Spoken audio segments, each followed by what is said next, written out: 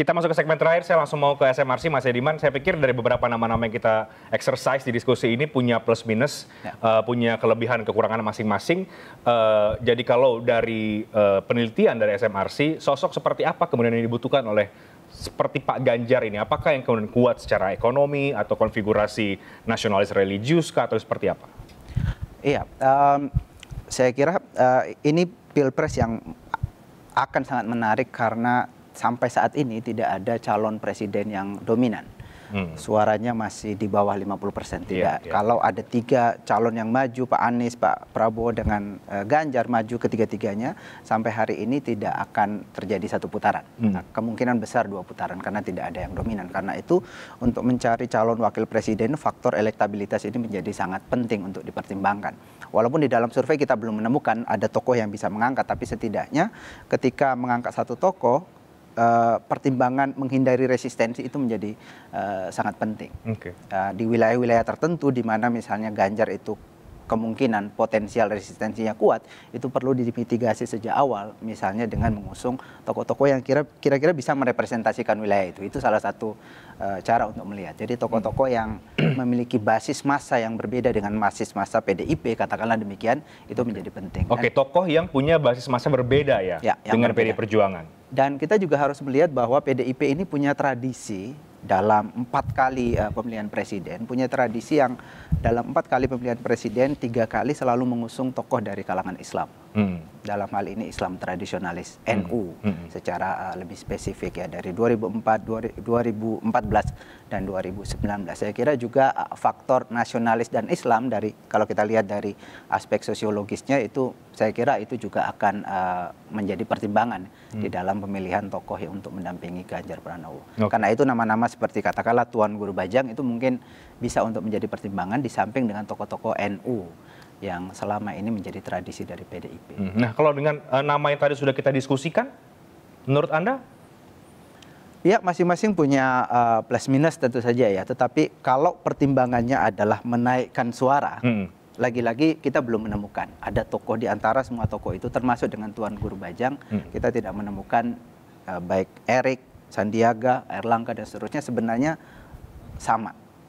Tidak menambah suara bagi Pak Ganjar. Pak Ganjar naik dan turunnya suaranya itu tergantung pada diri Pak Ganjarnya sendiri. Pak Ganjarnya sendiri. Karena itu kemudian pertimbangan lain harus dilihat. Apakah nama-nama ini menimbulkan resistensi publik atau tidak?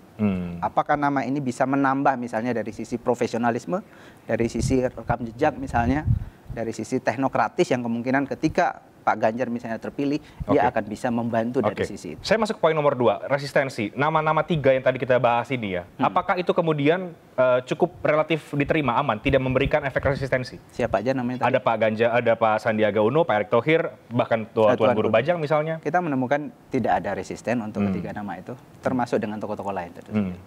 Oke, cukup menarik. Kang Ferry, ada tambahan dari pemaparan Mas Ediman tadi soal... Menarik sekali tadi yang disampaikan oleh Mas Ediman. Pertama adalah faktor pengalaman. Pengalaman pemilu tentunya. Jadi kita melihat kan 2004, 2014, dan 2024. Jadi kalau kita melihat 2004 dan 2014, ini kan harus kita refleksikan seutuhnya. Bagaimana ini menjadi sebuah aktivitas elektoral yang memang penting sekali. Kenapa? Karena tadi Pak Ganjar, Pak Prabowo, atau Mas Anies itu kan masih belum top lah, belum ada di 50% ke atas. Itu menjadi penting. Oleh karena itu penting kiranya dibutuhkan cawapres yang memang betul-betul bisa mengangkat elektabilitas dari Mas Ganjar itu sendiri. Ya nanti kita harus komunikasikan kan siapa memang yang calon yang memang ada. Nah, terkait dengan soal seperti itu adalah bagaimana konfigurasi ini menjadi hal yang sangat penting. Konfigurasi nasionalis religius, konfigurasi Jawa luar Jawa, konfigurasi misalnya dia berpengalaman di soal kepemerintahan, teknokratis dan lain sebagainya. Ini menjadi hal yang sangat penting untuk dibaca secara utuh. Dan yang paling penting adalah bagaimana sosok ini betul-betul sangat ideologis yang memang betul-betul bisa mengusung Mas Ganjar sebagai calon presiden yang ada. Jadi ini adalah satu upaya untuk mengangkat Mas Ganjar itu sendiri. Jadi ini upaya-upaya yang memang kita lakukan. Nah, oleh karena itu yang kami sampaikan seperti Tuan Guru Bajang ini pas dari sisi konfigurasi yang ada, baik itu nasionalis religius, baik itu terkait dengan Jawa luar Jawa, baik itu terkait dengan soal aktivitas di pemerintahan, teknokratis, bahkan Lombok atau NTB yang dulunya sangat terbelakang, sejak adanya Tuan Guru Bajang ini terangkat. Nah ini hal-hal yang juga saya pikir dengan TGB Nomics-nya ini penting untuk diupayakan lagi dalam skala yang memang lebih besar lagi seperti itu. Itu menjadi poin yang sangat penting. Dan juga tidak ada resistensi yang tadi juga dibahas juga. Dan yang penting adalah tidak ada resistensi. Nampaknya kan ini tinggal bagaimana nanti SMRC melakukan survei lagi soal elektabilitas dan ada nama Mas Ganjar terkait dengan soal itu. Bagaimana kekuatan politik yang ada. Tinggal nanti proses politik yang memang nanti akan kita lakukan. Saya sepakat track record, gagasan ini menjadi hal yang sangat penting, termasuk soal ideologi. Ya, sebelum saya ke Bang Usman dan juga Mas Edi, saya masih ke Mas Ediman Ahmad lagi. Ada faktor Pak Jokowi yang juga cukup dominan dalam mempengaruhi naik turunnya elektabilitas Capres. Tampaknya dalam dialog ini juga saya bisa sampaikan itu juga berpengaruh ke Cawapres. Karena juga ada juga partai-partai yang menanti arahan dari Pak Jokowi bahkan sampai ke soal Cawapres-Cawapresnya. Nah ini bagaimana soal ini dari perspektif Anda? Ya, kita memang menemukan di dalam survei-survei kita bahwa publik ini umumnya puas dengan kinerja Pak Jokowi. Karena itu kemudian mereka mengharapkan bahwa kepemimpinan ke depan, pasca pemilu 2024 itu adalah sosok yang kira-kira bisa melanjutkan pembangunan dan kebijakan yang telah dikeluarkan oleh Pak Jokowi. Dan ketika kita tanya ke publik siapa itu, saat ini ada pada Pak Ganjar. Karena itu kemudian wajar karena publik puas dengan kinerja pemerintah, mereka ingin sosok yang muncul nanti itu adalah yang kira-kira mirip lah dengan yang sekarang, dan mereka menganggap bahwa Pak Ganjar, karena itu yang menjelaskan kenapa suara Pak Ganjar sekarang relatif lebih atas dibanding yang lain. Saya kira kalau ditanyakan pada sosok Cawapres, saya kira juga itu sama, inline dengan itu, karena ya publik memang pada umumnya menghendaki situasi sekarang, mereka puas dengan keadaan ekonomi sekarang, itu tetap berlanjut pada periode selanjutnya. Mas Edi, sekali lagi tentu sikapan ditunggu ya, bagaimana kemudian soal mau gabung ke koalisi yang mana, kemudian juga soal cawapresnya Pak Erick Thohir ini mau dibawa kemana, proses apa yang akan dilakukan oleh PAN dalam waktu-waktu ke depan ini?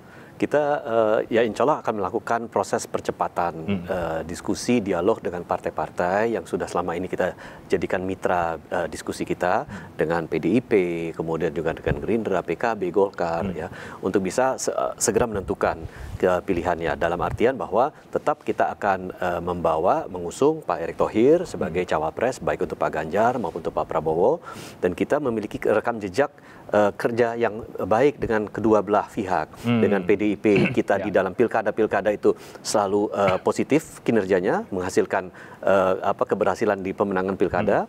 Dengan Pak Prabowo, dengan Gerindra kita sudah 2 kali mengusung beliau sebagai capres. Jadi kerjasama kita sudah klik. Nah tinggal sekarang bagaimana Pak Erick Thohir bisa kita sampaikan kepada mereka dan mereka bisa menerima salah satu di antaranya.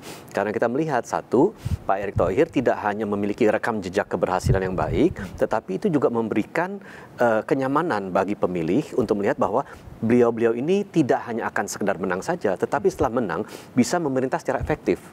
Ada yang tokoh politiknya, ada yang nasionalisnya, ada yang latar belakang TNI-nya, tetapi ada juga yang memahami ekonomi dan dunia usaha secara sangat baik. Bahwa kemudian banyak yang pihak beranggapan bahwa sosok Pak Erick Thohir ini lebih lekat kepada Pak Ganjar dibanding Pak Prabowo Subianto. Itu bagaimana Mas Edi? Saya kira saat ini memang kita lihat bahwa Pak Erick Thohir itu sangat lekat hubungannya dengan Pak Jokowi.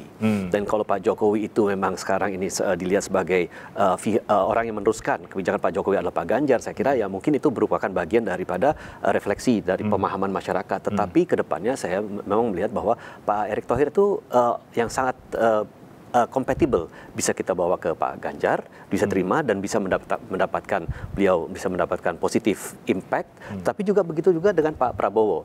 Jadi inilah bagi kita sebuah seni untuk mengelola bagaimana Pak Erick Thohir bisa diterima oleh salah satu di antara bakal capres tersebut. Oke, menarik. Bang Usman, tambahan dari P3 bagaimana sekarang sikapnya terhadap nama Pak Sandiaga yang memang masih diusung oleh P3 untuk disodorkan kepada Pak Ganjar Pranowo, meskipun nanti tentu proses masih akan berjalan, ada lagi proses politik berikutnya? Ya, seperti yang saya sampaikan sebelumnya bahwa memang sudah final kita keputusannya mendukung Pak Sandiaga Uno untuk menjadi pendamping dari Mas Ganjar Pranowo. Maka langkah-langkah yang saat ini sedang kita bangun Ketua Umum P3 sedang melakukan lobby-lobby dengan para pemegang kepentingan terkait urusan cawapres ini. Oleh karenanya kalau misalnya sekarang kan seperti Pak Jokowi sebagai kepala pemerintahan, kemudian ada juga di PDI Perjuangan, sehingga kami dalam konteks lingkaran itulah kami membangun komunikasi agar harapan atau target kami Mas Sandi menjadi cawapresnya Mas Ganjar itu bisa terwujud gitu ya. Karena beberapa faktor yang tadi disampaikan oleh Pak Saidiman tadi itu sudah mengcover itu ada di Pak Sandi sebenarnya. Gitu. Apa yang tadi Anda garis bawahi yang di cover itu yang ada di Pak Sandi itu seperti apa? Masyarakat sekarang ingin ekonomi itu terbangun dengan baik. Itu ada di konsepnya di Pak Sandiaga Uno. Kita melihat kerja beliau selama beliau menjadi pengusaha yang sukses, dekat kepada usaha kecil dan menengah itu, ditambah lagi tugas dari Presiden pada kementerian yang terakhir ini, dan kita lihat beliau sukses. Karena kita ke daerah-daerah itu, beliau sangat digandrungi oleh kaum muda, kaum milenial, yang sebenarnya masih mencari posisi tawar bagaimana mereka bisa membangun diri ke depan menjadi orang yang hebat dan ikut partisipasi dalam proses pembangunan ini. Tapi kalau kemudian nanti proses politik akhirnya berujung bukan nama Sandiaga Uno misalnya, atau nama TGB atau nama Pak Erick Thohir?